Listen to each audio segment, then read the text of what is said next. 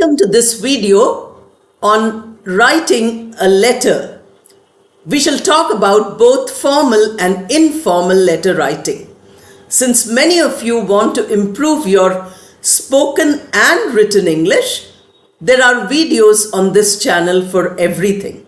Today's video is on writing skills, and that is letter writing. How does one write a letter? Before we start talking about letter writing, we must remember that unless you practice your language skills, you cannot write correct English. So to write a good letter, you need correct English, for which there are many videos on this channel which I am posting every day. There are more than 100 videos, each of them devoted to some aspect of learning English language and sometimes English literature. Watch the videos completely and like and share and comment and subscribe if you haven't done it.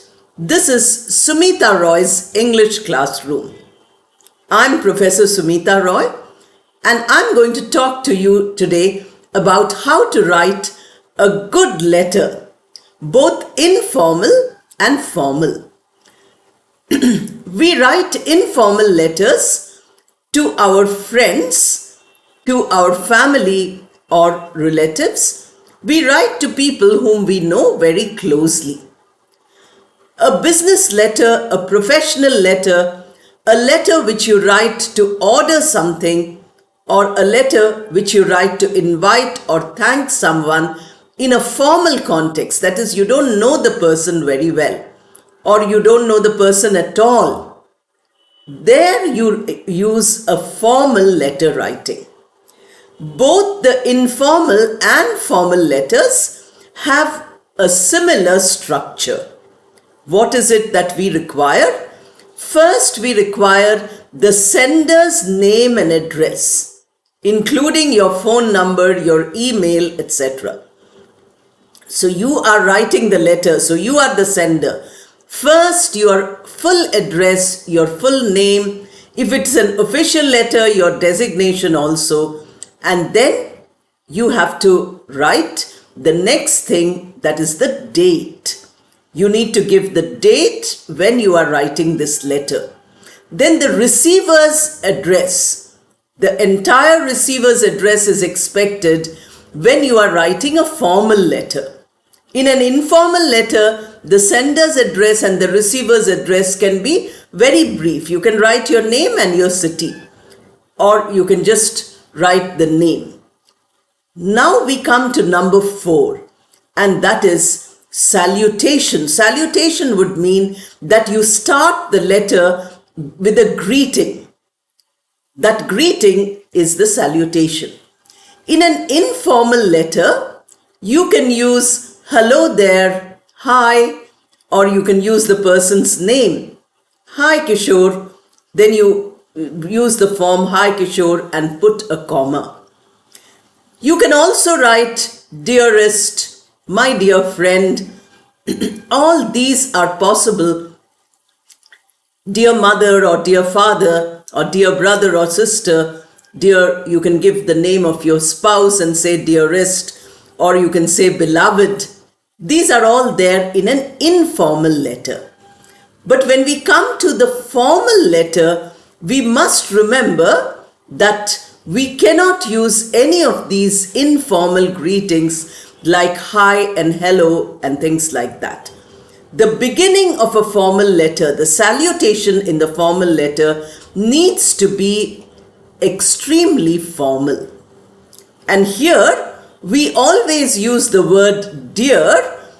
If you don't know the person's name, you can say dear sir or dear madam and put a comma. Punctuation is very important in letter writing. So you need to put a comma after the salutation. Informal and formal require a comma after the beginning, after the greeting, after the salutation. You must remember that when you say dear Mr. So-and-so, or you say dear sir or dear madam, it does not imply any kind of closeness, any kind of intimacy. Many people feel that the word dear would mean somebody who's, I'm saying that I really love you. Nothing like that is implied in English. It is a formal way of addressing, a formal way of greeting a person to whom the letter is addressed. So you start with dear. Or you can say, my dear Mr. So-and-so, or my dear Miss So-and-so. And then you put a comma there. That is the beginning. That is the point number 4. So you have address of the sender, you have date, you have address of the receiver, then you have the salutation. Now, very often in a formal letter only, we have 2 things which come after this. And that is the subject of the letter. You say subject and you write what you want to write about. In email, which I have done already, you have come across, there is already a subject line. But here you don't have a subject line. It's a letter which you're sending by, printing it out and posting it possibly, or sending it by a messenger. So in your formal letter, you need to give a subject if you think that by looking at the subject, the person will respond to your letter. Suppose you're applying for a job. Apart from your resume, you have to give a cover letter. A cover letter is a formal letter. So in subject, you write application for the post of, and then mention which post you're applying for. Suppose you are writing about a business proposal. Then you say proposal for the project and write the name of the project. If you are ordering something from a shop or from a factory, then you have to say that placing an order for, and then you mention what product you are ordering. That is the subject. You mention subject, you put a colon. A colon is 2 dots, one on top, one below. When you write the word subject, you put a colon, and then in a single sentence or in 4 or 5 words, you need to mention it. Subject should not be such a long one. Subject should not be something which is very huge. That you require only in a formal letter. You don't require a subject in an informal letter because everything is informal. The subject is understood when the person reads your letter. Then you have another column before the letter begins, and that is reference. Not all letters, not all formal letters require a reference. You write REF or you write the whole word REFE, RENCE. Reference. And then again you put 2 dots, that is a colon. That is a punctuation mark which we call colon. You put the colon and you mention your letter dated so and so. Now you are replying to a person who has already sent you a letter. Suppose the person has asked for some question from you. Then you are giving the reference. Your letter number so and so, dated so and so. So you give the number, letter number, and you give the date. Therefore, what is implied here? That usually official correspondence. Suppose your formal letter is an official letter. It always comes with a letter number. So after the senders and receivers addresses, after the date, etc., there is a reference number which that refers to the number of the letter. The letter might be, A/B/401. So you have to say reference your letter A/B/401 dated 1st January 2025. The reference is clear. Only after you have done this can you start your letter. Now, the next point is the body of the letter. The body is the actual information which goes into the letter. In an informal letter, you need not really follow any particular pattern.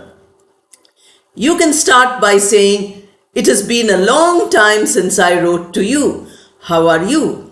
Or you can say that it was so nice to receive a long letter from you, and I'm writing today another long letter in response. I'm writing to you because you have written to me. That is clear. You can also start by asking, "I hope you're feeling better now.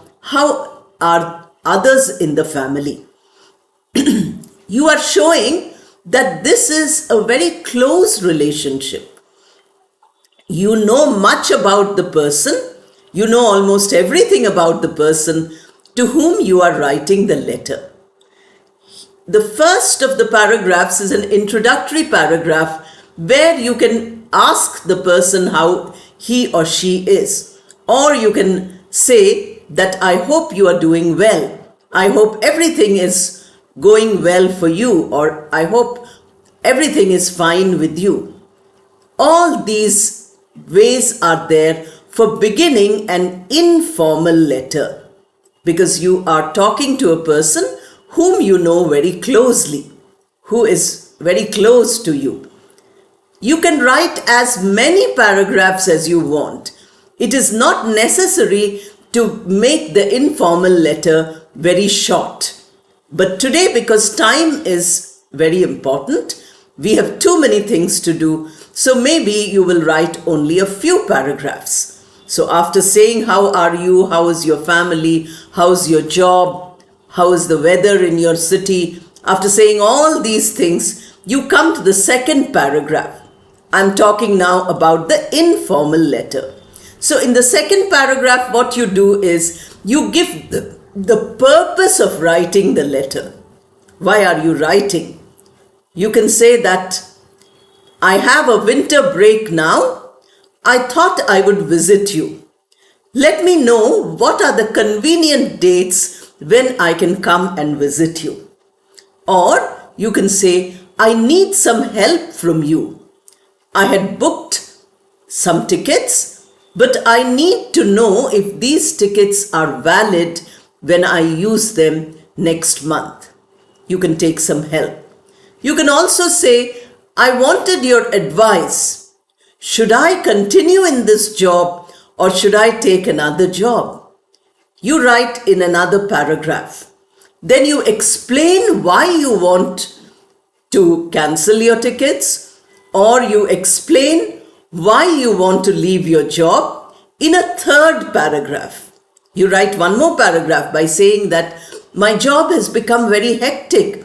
I'm not able to give time to my hobbies, to my family, to my other interests. So I was wondering how to get work-life balance. So can you give me some advice?" You are asking for advice. Or you are inviting that person by saying that, "We have a get-together of our batch of students. I want you to join, and these are the dates, and this is the place we are going to. Please let me know," in the third paragraph you say, "whether you are able to join us and when you will arrive exactly." So all these details, one point in one paragraph. Introductory paragraph, personal information. Second paragraph, purpose of the letter. Third, fourth paragraph, explanation of the purpose if necessary. And then conclusion by saying, "I look forward to seeing you." And then you say, "Your loving friend." You need not give a formal closing. The closing in an informal letter is very informal. So you can say that, "Affectionately yours," or you can say, "With lots of love." All these forms are there, and there you can give only your name, your first name, because it's an intimate relationship. You call the person by the first name by saying, "My dear friend so and so," and then you also end by saying, "Your friend and write only your first name. There is no need for any formality.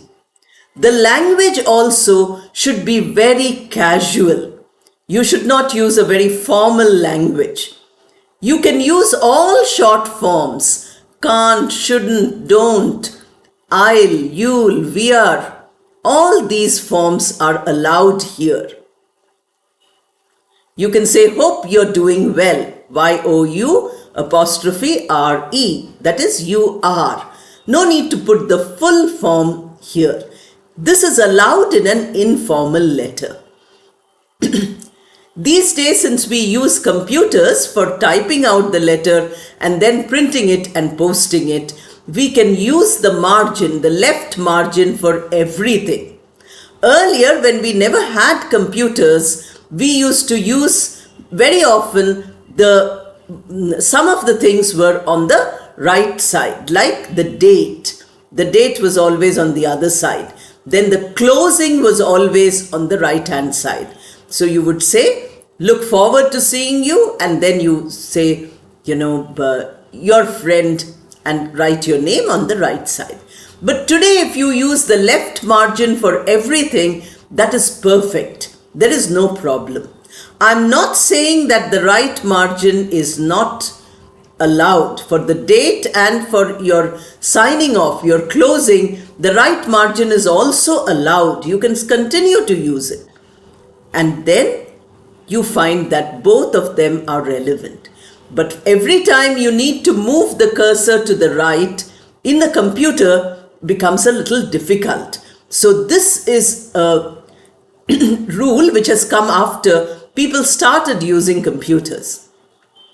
When I was a student, computers were not there. So we learnt it in the older way. But today when we write a letter, we use the left margin for everything. So look forward to seeing you. You put full stop. Then you say, affectionately yours, put a comma, and then write your name. Please don't use look forward to seeing you as a comma there. Suppose you say, looking forward to seeing you. Here the sentence is not complete. Look forward to seeing you, complete sentence. I expect a reply quickly, complete sentence. Expecting your reply, incomplete sentence. So where it is incomplete, comma is allowed. Where it is complete, there you need to put full stop. So this many things about the informal letter. It is a wonderful way to practice your English, to start writing letters to all your friends. Whether you send them or not is not important. There's no need to post them if you don't feel like. But every day if you write a letter to one of your friends, an informal letter, you will find that you are practicing English and you're becoming perfect in the informal language, which is very important in many contexts. Now we move on to the formal letter, which all of us have to do in our professional life. Most often we find that in our professional life, we end up writing a letter per day, sometimes more than one letter. Constant exchange of mail is there. Not all work is done through email. I have already done email for you, but there are many contexts where you get an actual letter, a physical letter. It need not be an email. Therefore, you have to remember that when you are writing a formal letter, I have already told you sender's address, date, receiver's address, and then of course the salutation by saying dear sir or dear and the name of the person you're referring.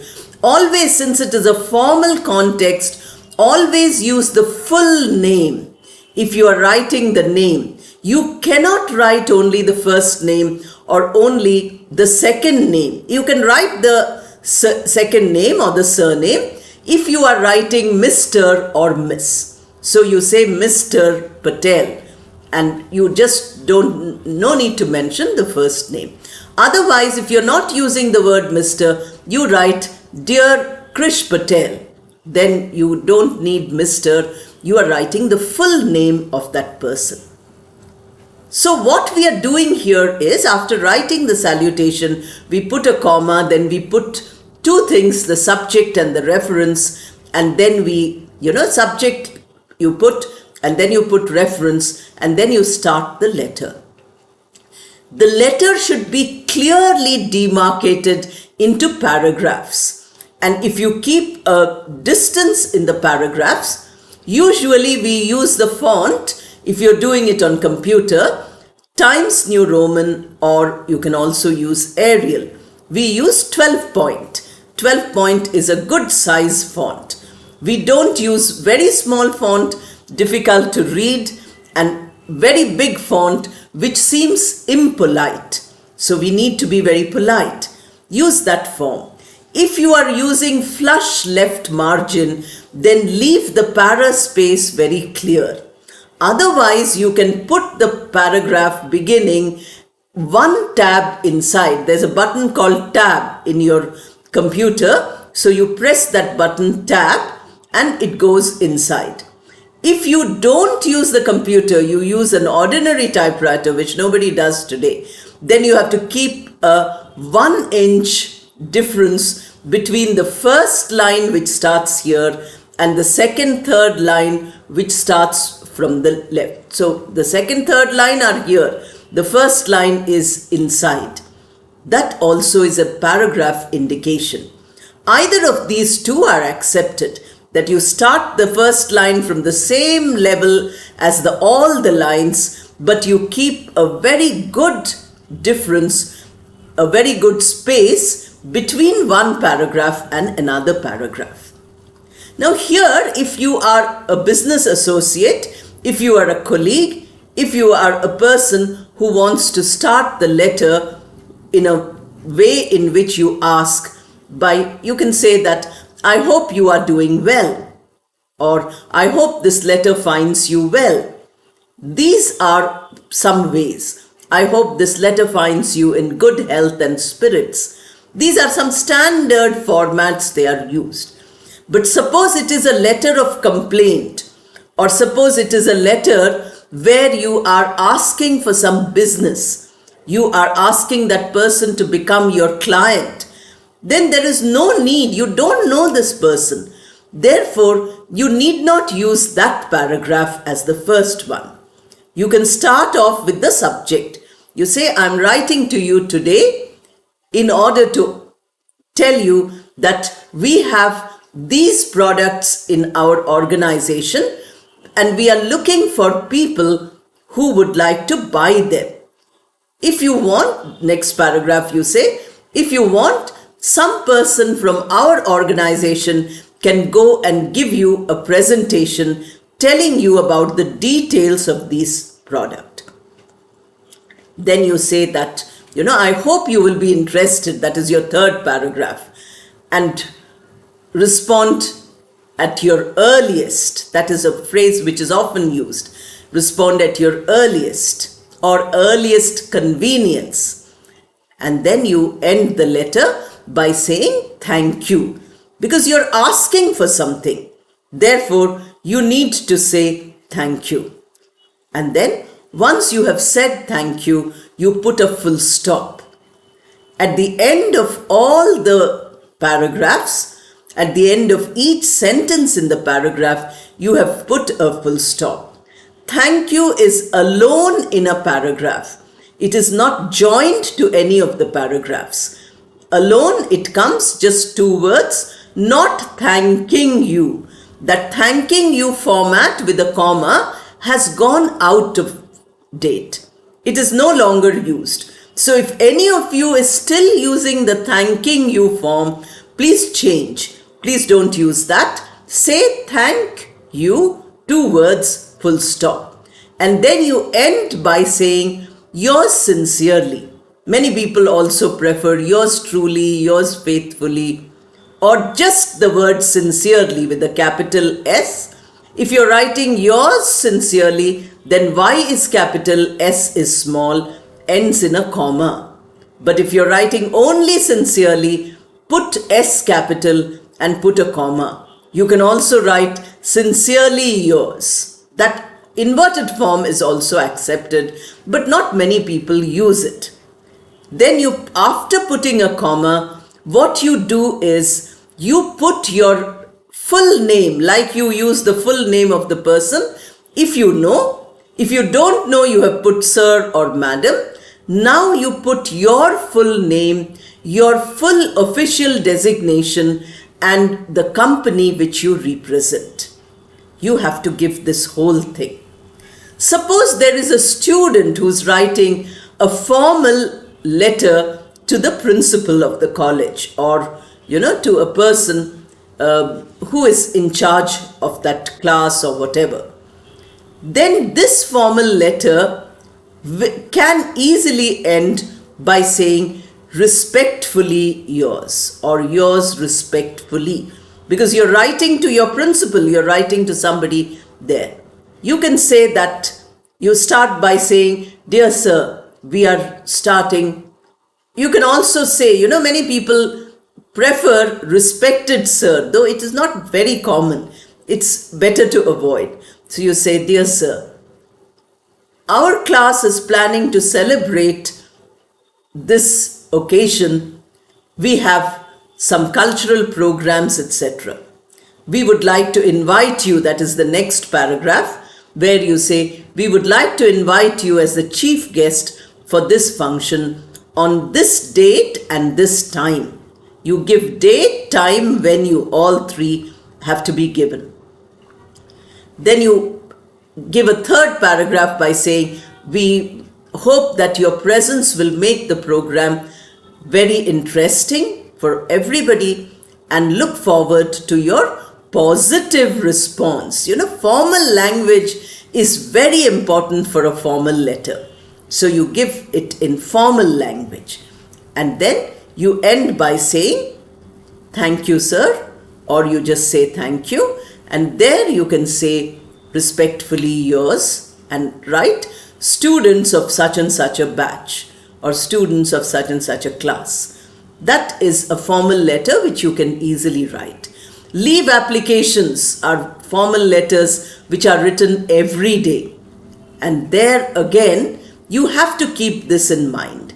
First, in a leave application, you don't begin by saying, I hope you are keeping good health, or I hope you are well. We start directly with the subject. In the subject column, you write application for leave on this day or this period. Suppose you want 3-4 days leave. Suppose you want a month's leave. Then you give from and to. That specifics you give in the subject. You say that, sir, I request you to grant me leave for such and such a date. In the next paragraph, you say, why are you asking for leave? I have to attend an important family function in a place which is far away. You give the name of the city. Therefore, since I need to be there, I'm asking for leave. Then you say that I will be very obliged. Obliged is a word is used in formal English. And then you find that once you say I'll be obliged, you will have excellent communication when you are using these words. Now, these words are very helpful in writing formal English. Don't ever use words which are short forms. Don't ever use words which are casual. In a formal letter, use a standard language. And there again, you end exactly like I told you before by saying thank you, not thanking you, putting a full stop, and then ending. For all formal letters, sincerely is the safest. If you write sincerely yours, yours sincerely, or only sincerely, that is fine. Suppose you are writing to a person where you are responding to something or you are asking for something, then you can also say best regards or best wishes, or simply the word best. The word best itself implies best regards or best wishes. This also can be an ending for a formal letter. In this way, if you practice various contexts of formal letter writing and informal letter writing, your writing skills will improve, your language competence will improve, and you will get a lot of benefit from all this. Thank you and all the best.